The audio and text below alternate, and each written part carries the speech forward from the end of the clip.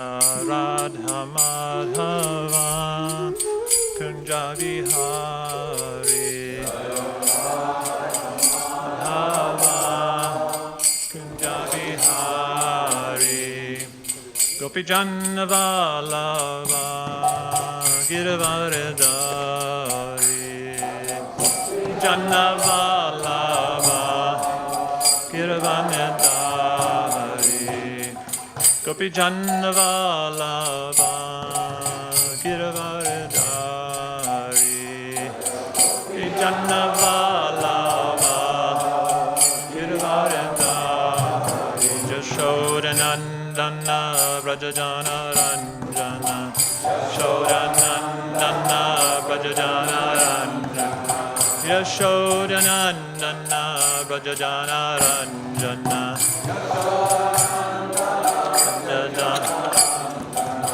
Yamunatira Vanachari Vanachari Yamunatira Vanachari Vanachari Radha Madhava Kunja Vihari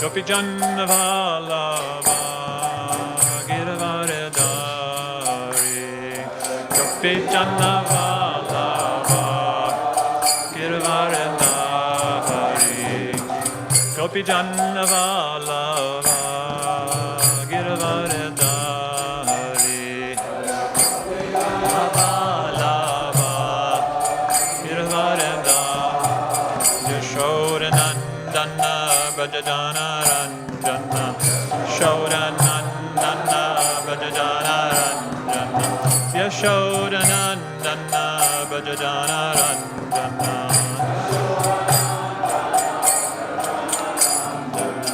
Yamunatira Vanachari Vanachari Yamunatira Vanachari Vanachari Jaya Radha Madhava Kunja Vihari Jaya Radha Madhava Kunja Vihari Jaya Radha Madhava Kunja Vihari Jaya Radha Madhava Kunja Vihari Jai Om Vishnupad Paramahamsa Parivrajagacharya Astatara Sata Sri Srimad His Divine Grace A.C. Bhaktivedanta Swami Maharaj Srila Prabhupada Ki Jai Jai Om Vishnupad Paramahamsa Parivrajagacharya Astatara Sata Sri Srimad Srila Bhakti Saranta Saraswati Thakur Maharaj Ki Jai Ananta Kota Vaishnava Vrinda Ki Jai Namacharya Thakur Haridas Ki Jai Prem Shri Gaho Shri Krishna Chaitanya Prabhu Nityananda Shri Advaita Gadadhara Shivasati Gaur Bhakta Vrinda Ki Jai Shri Shri Radha Krishna Gopinath Shamakund Radhakund Gira Govardhan Ki Jai Shri Vrindavan Dham Ki Jai Dwarka Dham Ki Jai Mayapur Dham Ki Jai Bhakti Devi Ki Jai Tulsi Devi Ki Jai Jamuna Mai Ki Jai Ganga Mai Ki Jai Shri Harinam Sankirtan Ki Jai Shri Shri Radha Gokulananda Ki Jai Shri Shri Ram Sita Hanuman Ki Jai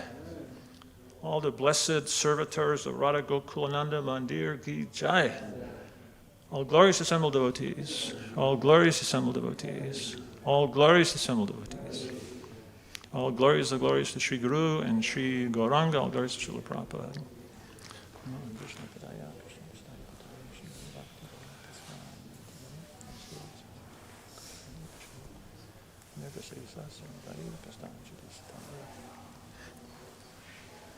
Om Namo Bhagavate Vasudevaya.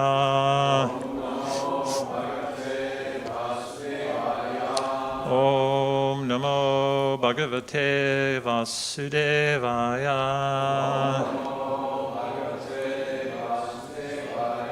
Om Namo Bhagavate Vasudevaya.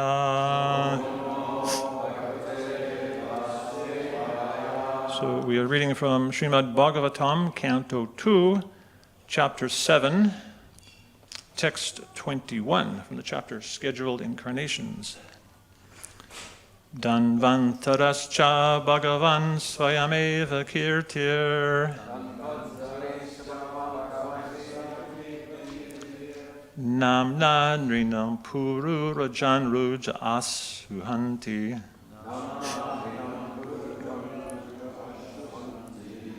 Yagne Chabagam Amritayir Avavarundha. Ayushavedam Anushastya Vatirta Loke. Dhanvantarascha Bhagavan Svayameva Kirtir. Namna Nrinam Puru Rujam Ruja Asanti.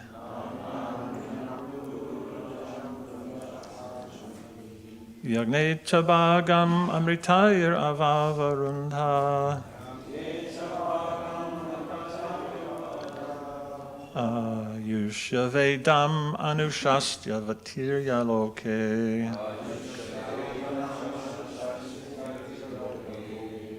Next, please.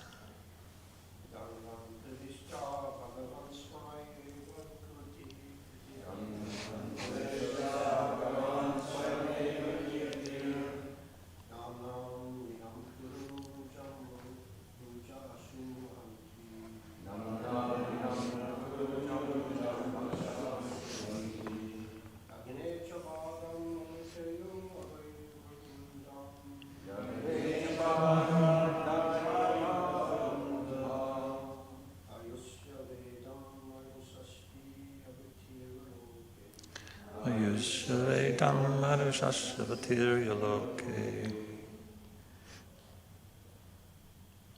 Anyone else? Lots of cheese? Dhanvantari, the incarnation of God named Dhanvantari. Cha, and Bhagavan, the personality of Godhead. Svayam Eva, personally, himself. Kirti, fame personified. Namna, by the name. Nrinam Puru Rujam, of the diseased living entities. Ruja, diseases. Ashu, very soon. Amrita, nectar. Ayu, duration of life. Ava, from. Avarundhe, obtains. Ayusya, of duration of life. Vedam, knowledge. Anushasti, directs.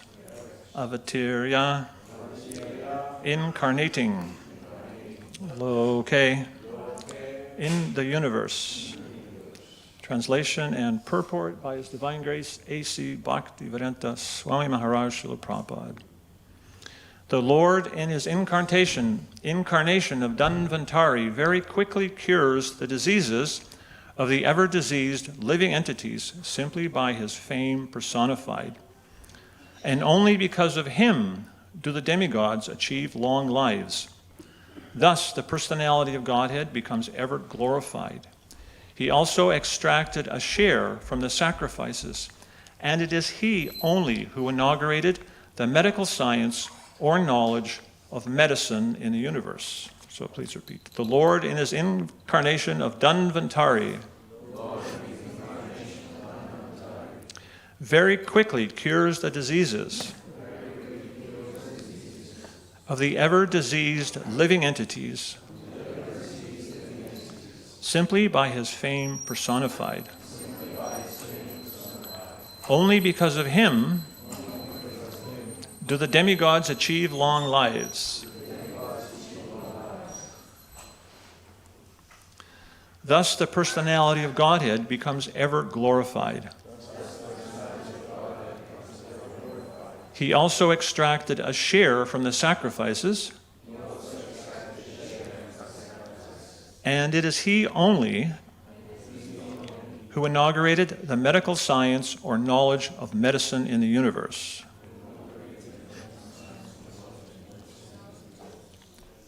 Purports. As stated in the beginning of the Srimad Bhagavatam, everything emanates from the ultimate source of the personality of Godhead. It is therefore understood in this verse that medical science or knowledge in medicine was also inaugurated by the personality of Godhead in his incarnation Dhanvantari, and thus the knowledge is recorded in the Vedas. The Vedas are the source of all knowledge, and thus knowledge in medical science is also there for the perfect cure of diseases of the living entity. The embodied living entity is diseased by the very construction of his body. This is interesting. The body is the symbol of diseases. Read that again. The body is the symbol of diseases. The disease may differ from one variety to another, but the disease must be there just as there is birth and death for everyone. So by the grace of the personality of Godhead, not only are diseases of the body and mind cured, but also the soul is relieved from the constant repetition of birth and death. The name of the Lord is called Bhavoshadi, or the source of curing the disease of material existence. Nama Om Vishnu Padaya Krishna Prashtaya Bhutale Srimati Bhaktivedanta Manor. Namaste Saraswati Deve Gauravani Pacharane Nirvashesha Shunyavadi Pasha Chade Shatarane Omagana Timarandasha Janan Janan Shalakaya Chakshuram Militam Jainat Tasmai Shri Gurave Namaha Mukam Karoti Vachalam Pangam Langai Tegirim Yat Kripatam Hambande Shri Gurum Dinataranam. So yesterday, Janananda Maharaj, in the end of his lecture, he made some very important points, which could actually be a segue into what we can try and extract from this verse and purport. And so he was describing the importance of not just reading Srila Prabhupada's books and understanding our philosophy, but actually trying to understand what there is there that we can learn and apply in our life. And he also mentioned how that should manifest as a change in our behavior. So that's a very important point, that knowledge, it results in a change of behavior. And so I'd like to try and relate that to this verse, which is talking about disease and health. And so I'd like to begin by asking, how many people here would consider themselves health conscious? So I'll make the bar pretty low. So let's say health conscious, if I had a bowl of sweet halva and a bowl of cooked broccoli, and I offered you can take one bowl. If you at least considered taking the broccoli, but you took the halva anyway, I'd consider that you're health conscious. So how many people here are at least a little health conscious? Okay, almost everyone's a little health conscious. If anyone here was probably under 25, they wouldn't even think about health. So how many people here have health concerns? There's maybe some symptoms in your body, you're getting a little concerned. Anyone have health concerns? Does anyone here have health issues? A lot of us older devotees, a lot of devotees have health issues. So health is as Prabhupada said here, the body is a symbol of diseases. It's very problematic. And so Ayurveda is the science of health. And it's interesting, Srila Prabhupada one time, he said that Ayurveda was preventative. It was preventative. And sometimes he would recommend devotees who had serious conditions to seek allopathic treatment, because in some circumstances that it is actually more effective. And Srila Prabhupada, he was a chemist, he had a pharmacy, so he was aware of that. We had a very good friend, a very sincere advanced devotee, Sunanda from Vancouver, very expert Ayurvedic physician, and he would also, to some people, he would recommend allopathic treatments. So Ayurveda, in the context of Vedic culture, it was a very different situation, because at that time, people were very learned. They were very learned, and just like it describes in the Srimad Bhagavatam, the symptoms of Kali Yuga, it's described how we have a short duration of life, we're very unlucky, we're misguided. And Srila Prabhupada also describes how in this age, one's finer sentiments become lost. And so we can see in this age how people often don't even realize they have some disease until there's some extreme symptoms. Whereas if they were very perceptive and their finer sentiments were developed, they might realize, okay, something's occurring here that's a little out of order, and you can get something preventative before something more serious happens. So in terms of health and knowledge, it's very important to develop these finer sentiments. It's very important for not just health, physical health, but also for mental health and social health and our spiritual health and our spiritual evolution. The development of finer sentiments is very not just important and crucial. Rupa Goswami, he gave us these 6 loving exchanges to give gifts and receive gifts. So we all do that sometimes. And his 2 other exchanges were to give prasadam and accept prasadam. And Vaishnavas, we have mastered that like 110% perfect. But his 2 other exchanges, which were to reveal one's mind in confidence and hear in confidence, I won't ask you to raise your hand, but just when was the last time you actually revealed your mind to someone in confidence? Just think about that for a minute. When were you actually able to reveal your mind in confidence? And why is Rupa Goswami, he's recommending that as one of these 6 loving exchanges, and specifically these 6 loving exchanges are exchanges in devotional service. So these are extremely important for our spiritual advancement. So just as we would not exist very long if we stopped taking prasadam, it's very difficult to exist in a healthy state if we don't have this exchange, at least on some occasions, at least with someone we can reveal our mind to reveal what's going on within our hearts and minds. And it's extremely important. In modern psychology, they might call it empathic listening or reflective listening. And so why is that so important? Why is that so important? Srila Prabhupada, he was describing this exchange once, and he said, I may have some difficulty, and then I reveal my mind to you. So what does that do? Is it just a shoulder to cry on, someone to feel sorry for you? Why is that something that's so crucial and important? So the reason that is very important is, I'm going to digress for a little bit. Sometimes by understanding the psychological and physiological things that are going on within our mind and body can actually help us appreciate the process of Krishna consciousness. And so psychology, Prabhupada once said this, that psychology can be used in Krishna service. And it's actually interesting. I was reading the day before yesterday, Prabhupada said, psychiatry is humbug. So, okay, is it humbug? Or is it something that you can use in Krishna service? It's always kind of fascinated me, the contradictions. Bhagavad Gita, Krishna says, the less intelligent refers to women in the sudras. But then in the opulence of the absolute, Krishna is saying that amongst women, I am fame, fortune, memory, fine speech, and intelligence. So what's going on? Which way is it? Is it one or the other? Why are these contradictions there? And that's something that's puzzled me for 47 years. And often I would just, I have this file folder in my head that says, to be understood later. Can't understand it, but. And I came across something once.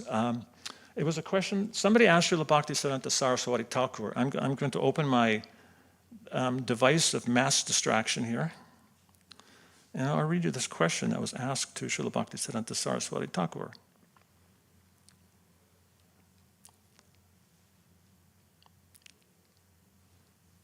One second here.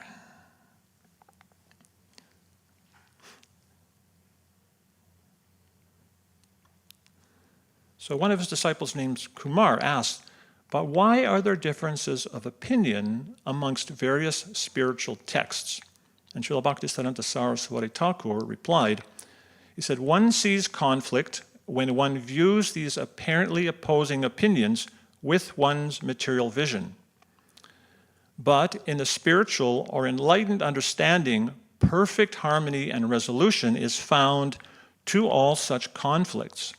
And this is very interesting. He says, in order to bewilder the demons and to protect the confidential treasury from unauthorized people, a contradictory picture is painted from the outside. This only reflects the author's intention to maintain the confidential nature of Scripture. So, something you might have to meditate on for a long time to understand that. So there's a reason these contradictions are there. And from my understanding, resolving those conflicts and understanding, like it's described here, Prabhupada describes how in the beginning of the Bhagavatam, Janma Yasyata, everything emanates from the personality of God, medical science, everything. The second verse describes that how this knowledge, its reality, distinguished from illusion for the welfare of all. It's not just knowledge for me, for my benefit, but it is knowledge for me so I can benefit, but it's also meant to benefit others. And sometimes we may see these different kinds of statements, and there's a phrase called cherry picking, that I might cherry pick some statement that might bolster my own ego or position or enable me to lord it over or control someone, while not really understanding the whole broad scope of the knowledge of the Srimad Bhagavatam. So it is very, very important to understand the entire context of Srimad Bhagavatam, all Srila Prabhupada's teachings and letters and conversations, with this understanding that knowledge is being given for the welfare of all. So just like the Lord is called Bhavoshadi, he's the source of curing the disease of material existence. So it's described that chanting Hare Krishna is the panacea for all material diseases. It's the cure for all material diseases. So who needs psychology? Who needs to go see an allopathic doctor? Because it's said right there. It's the cure for all diseases. But Srila Prabhupada, he describes in the, I think it's 2nd canto, 5th chapter, that how when these sciences like psychology and chemistry, when they're utilized, he said, solely and wholly in the service of the Supreme Lord, his exact words are, they factually become Hari Kirtan. They factually become Hari Kirtan.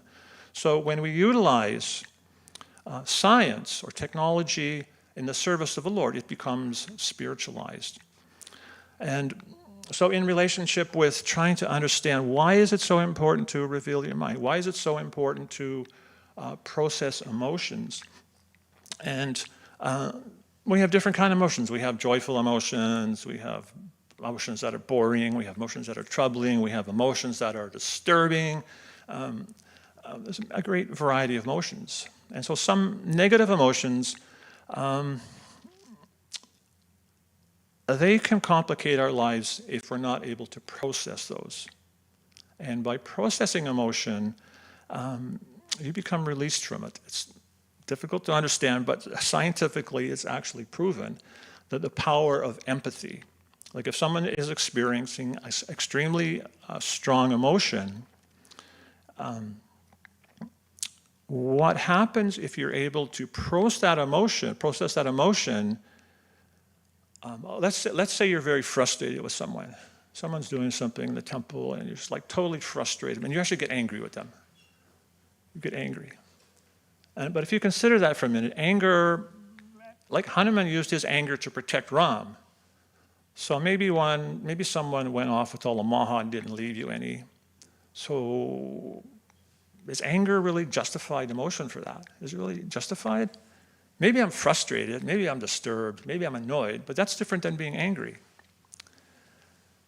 And what happens because we don't process those emotions, and sometimes we have difficult emotions. Maybe we had some trauma in our lives, and we've never processed that. Sometimes we tend to suppress emotions.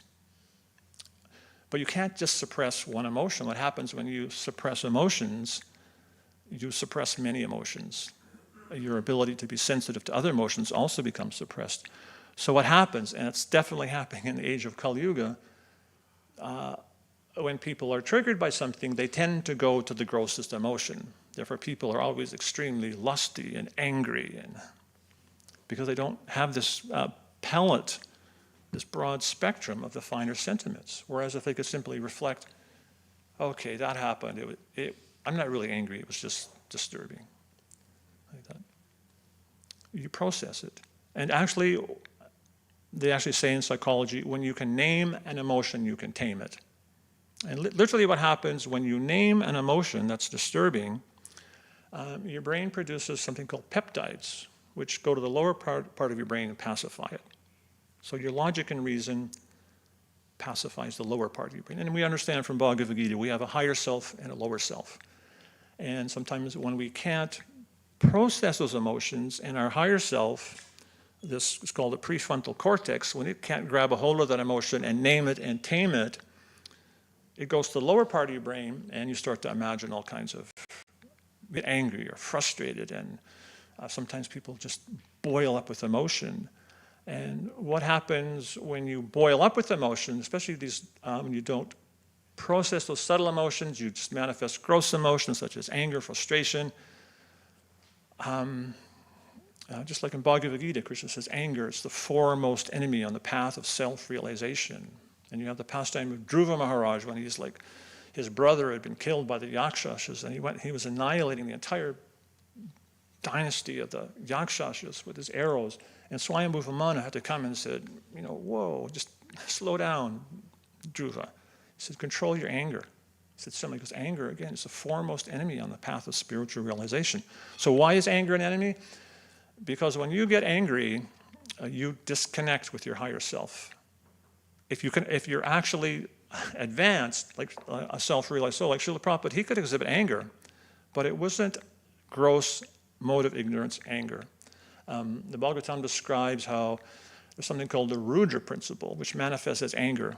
And that type of anger, it manifests in your chest, you feel tight, and what happens, your body produces adrenaline and cortisol, it floods you. And what happens literally, if this was your brain, this is your lower self, this is your higher self, when you get really angry, this lower self activates, it produces something called cortisol, and you know the expression, you flip your lid? You actually flip your lid. You lose touch with your higher self, with reasoning and logic and self-control. And when that happens, that's when you say the things that you wish you never said. And it's very likely you're committing Vaishnava aparad when your lid is flipped. So therefore, it's extremely important to be able to have that ability to self-regulate. And an important part of that is to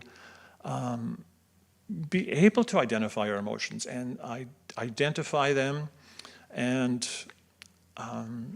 learn how to react, let's say not react, but be proactive in responding to our stimuluses that are happening in our life rather than react in the modes of passion and ignorance. So, and it's not easy. In Bhagavad Gita, Krishna describes the three modes of material nature in the 14th chapter. And he says, in all activities, the modes of material nature are manifest. And he describes how the modes of material nature, they're always competing for supremacy. And so sometimes we have these experiences. Maybe you're living in an ashram and you become really angry with the person next to you in the ashram or something. Again, why? You're probably not angry, you're probably just frustrated or irritated, but you haven't processed it. So being in that state where we're controlled by our lower self, generally that's the point where we commit Vaishnava aparad. We lose touch with our higher self. So Srila Prabhupada, he describes there that there are symptoms of the modes of ignorance. And Lord Kapila, he describes that in detail in the Sankhya Yoga, how the modes of material nature, they manifest in different ways. And so Srila Prabhupada, he describes in the Bhagavad Gita that how we can practice the mode of goodness. We can actually practice behavior in the mode of goodness. Because by practicing behavior in the mode of goodness, actually Srila Prabhupada in that chapter, he says, devotional service begins with the mode of goodness. So that's pretty high bar. That's a pretty high bar. To be complete in the mode of goodness, that's devotional service. We were very fortunate. We were engaged in devotional service by the order of our spiritual master, Srila Prabhupada, or your spiritual master. And even though there's so many imperfections in our service, because at least we're trying to serve the order of our spiritual master, Krishna's accepting that. So that's the blessing of the Guru, that he's helping us to advance toward that platform. But the more we can realize that this is something we have to try and take away from our study of Srimad Bhagavatam and Bhagavad Gita, how we can apply this philosophy so that we can learn to act in the mode of goodness, that we can learn to see when we're being influenced by the lower modes of material nature, and what we can do to correct that. What we can do to correct that. And so that's actually the process of sadhana bhakti. That's the process of anartha nivritti, of pulling out those weeds that are growing up beside the devotional creeper. Because those behaviors we exhibit through anger and excessive frustration, those are weeds around the devotional creeper. They're not actually beneficial to our spiritual life. And the more we can identify those and pull those out, the more we can advance. And as Krishnadas Kaviraj describes, that when that creeper is growing, sometimes there's weeds that growing that are almost identical to the creeper. I have a large garden in Sarnagati in Canada, and there's one mystical thing I've noticed. Whatever you are growing in your garden, you have a row of carrots, a row of cabbage, a row of tomatoes, some weed will begin to sprout next to the thing you're trying to grow that looks exactly like what you're trying to grow. And so how do you know which one to pull out? Sometimes you end up pulling the wrong thing. So sometimes we may not understand fully the purport of what Srila Prabhupada is trying to tell us in his books, and we may take some knowledge and we may think that, okay, I should cultivate this weed of false prestige or criticizing or fault finding because it gives me some sense of power. And we think that's spiritual advancement, but it's not. It's not. It's actually very dangerous to our devotional creeper. So again, it is extremely important to understand how to apply the philosophy maturely. And as Maharaj was saying yesterday, especially in the beginning of the movement, devotees were very immature, very immature. And when I joined, I remember it was in the fall, and I was going on Sankirtan every day, and in the rain in Vancouver, it's probably just as bad weather here as in Vancouver in Canada. So I'd go out in the parking lots all day in the rain, end up catching a cold. And the Sankirtan leader, he said, well, just suck it up and just go on Sankirtan. He said, Jadharani, she went out, she just kept going out. She got really sick, just keep going out. So I kept going out to the point I got pneumonia. I got really severe pneumonia, which caused a very long-term problem in my life. And so it was like a real immature thing. And then the Sankirtan devotee, or the leader, he got a cold, and then he just stayed home in bed. so something wasn't right there. But I wasn't mature enough to realize that was wrong. I took bad advice, so that was my fault. And it was interesting.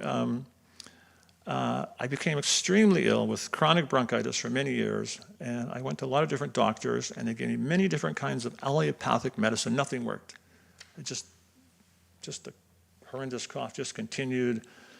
Penicillin, ampicillin, tetracycline, all these different things. And finally, they gave me one thing that had a sedative and a stimulant in it because the medicine was so heavy, and it felt like I was on a roller coaster. I just stopped taking it. It was so horrible. And I found this doctor who was a naturopath, and he actually cured it. And what he gave me, he said he spent about, like speaking about finer sentiments, he sat down, he talked to me for about half an hour. Jai Shishirada Gokananda.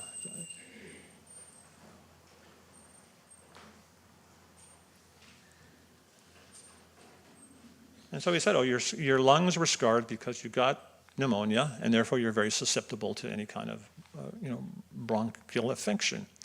So he said, I just want you to increase your water intake. He told me to drink some herbal tea and get more exercise. Those three things cured it. Simple. So he was very much in the mode of goodness. A lot of physicians today, with the medical system is, they say it's collapsing in many countries, and the doctors won't even talk to you for more than 5 minutes. Like that. So it is very important to look after our physical health and also mental health. It's very important, especially for men. Women have much more of a nature naturally to be emotive and express emotions, whereas men, just by our natures and also in the last several hundred years, there's been propagated this idea of the macho man who's, he just sucks it up and he just keeps on going. There was a famous commercial, this guy smoking a cigarette and he's saying, I'd rather fight than switch. He's got a black eye. And, so that's kind of been a culture that's evolved in society throughout the world, that men are tough and they've kind of suppressed emotions. And the result of that is probably the most gross, tragic result has been the exploitation of women. Actually now in Canada, it's just this huge expose in sports, in politics, in churches. Men use their position of power as leverage to exploit women. It's just like, that's an extreme example of toxic masculinity. But also just men also not being able to, access their own emotions. They've observed that men actually live shorter than women. Something they say 5-10 years less than women. And they say this happens because the women are a little more sensitive. They realize something's happening. They're a little more in tune with what's going on in their bodies. So they'll seek help. Whereas men, sometimes we're not in tune. We've lost that sense of finer sentiment, and we don't realize that there's some problem until it sometimes it's too late. So even for health reasons, it's very important. So it's very important, I think, for the evolution of our Krishna consciousness movement for us to understand the importance of health. And as Maharaj was saying yesterday, how that can manifest in our behavior. How can having good health or mental health manifest in our behavior? It'll manifest because we have better relationships.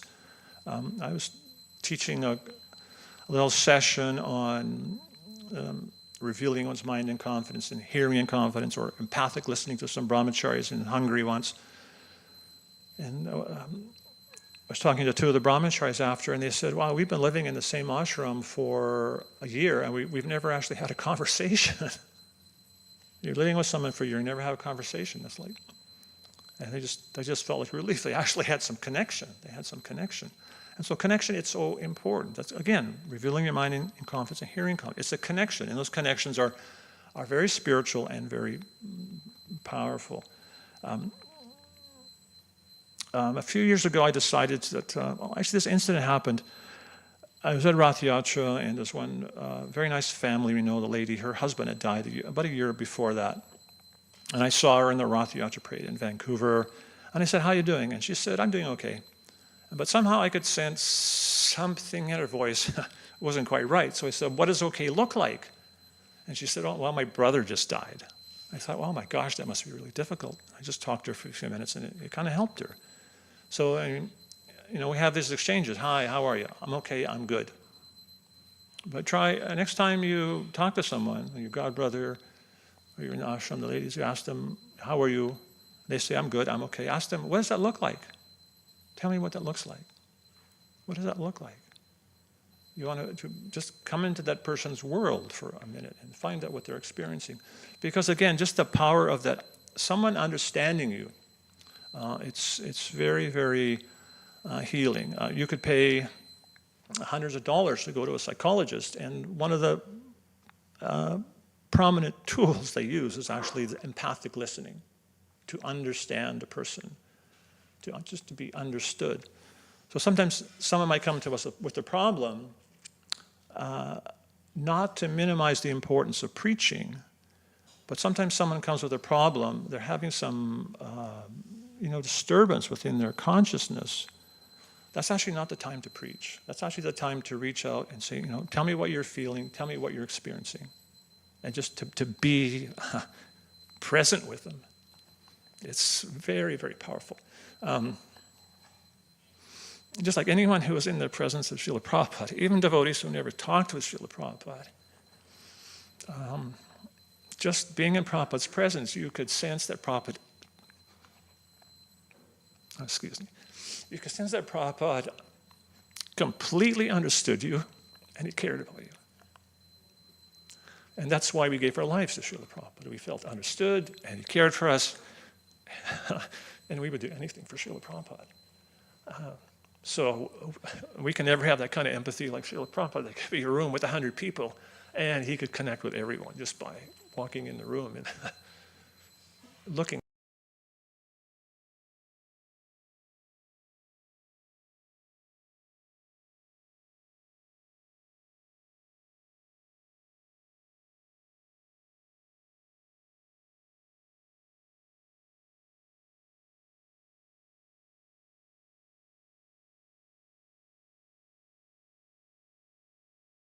And sometimes in our temples now, devotees don't take time to actually connect. And there's different ways we can do that. You can ask someone how they're feeling. You can read together, and you can ask them, what does that mean to you? Tell me what that means to you. Just have a little study group. Ask, what does that mean to you? What does that do for you? I was doing that with these devotees in Hungary, and one brahmachari, senior brahmachari,